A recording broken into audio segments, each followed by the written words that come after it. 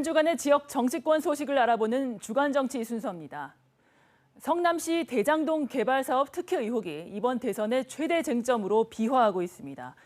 이달 초 등장한 이 논란, 처음엔 여당이 수세에 몰렸지만 야당 쪽으로 튀더니 럭비공처럼 앞으로는 어디로 튈지 알 수 없는 상황입니다.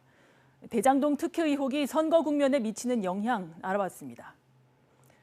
지난 주말 있었던 더불어민주당 호남 경선, 성남시장 재직 시절에 대장동 특혜 의혹이 선두 이재명 후보에게 쏠렸지만 이변은 없었습니다.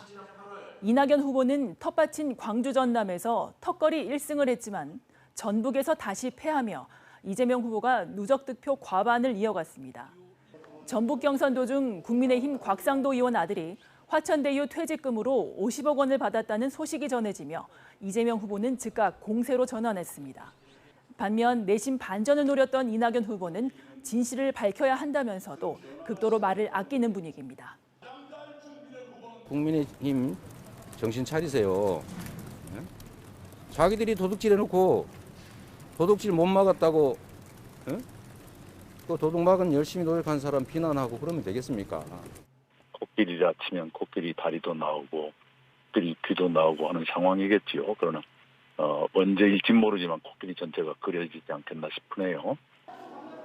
이재명 후보의 본선 직행 여부는 50만 명 가까운 국민 선거인단의 표심이 드러나는 이번 주말 판가름 날 가능성이 높습니다. 하지만 여야 공수가 뒤바뀌며 힘을 받은 이재명 후보가 과반을 이어가지 않겠냐는 예측이 많습니다. 반면 대구 경북민들은 큰 온도차를 보였는데요. 어제 나온 KBS 여론조사 결과에선 화천대유 특혜 의혹에 이재명 후보의 비리가 있었을 거라고 보는 의견이 정치 공작이란 의견보다 4배 이상 많았습니다.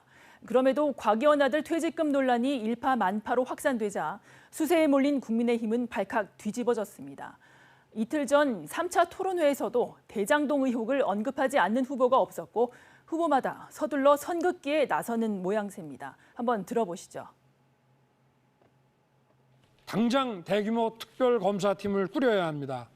검찰은 신속한 특수본을 만들어 증거인멸을 방지하고 특검에 인계해야 합니다.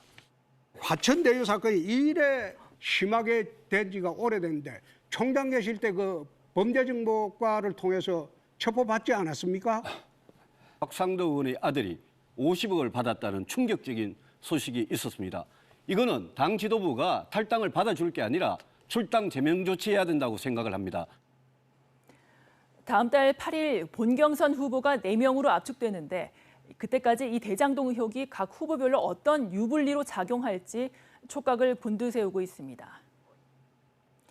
그런데 이 대장동 화천대유 의혹, 우리 지역과도 무관한 얘기가 아닙니다. 곽상도 의원이 바로 내년 대구시장 유력 후보이기 때문인데요. 그간 곽 의원은 거론되는 후보 중 가장 적극적으로 출마 의사를 피력해왔습니다. 그러나 곽 의원이 탈당하고 현재 의원직 사퇴 압박까지 거세지면서 사실상 시장 출마는 무산됐는데요. 시장 선거 구도가 요동치고 있습니다.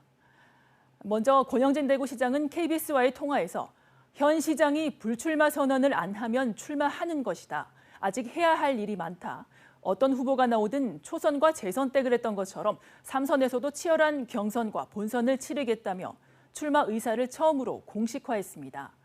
이 밖에도 출마가 거론되던 김상훈, 류성걸, 윤재옥 등 지역구 재선 이상 의원 그룹에서도 곽 의원 이탈로 인한 지각 변동이 예상됩니다. 각각 5개월여, 8개월여가 남은 대선과 지선. 화천대유 특혜 의혹과 관련해 양 진영 모두 검경 수사가 얽혀 있는 만큼 향후 선거에서 어떤 변수로 작용할지 관심이 쏠리고 있습니다. 지금까지 주간 정치였습니다.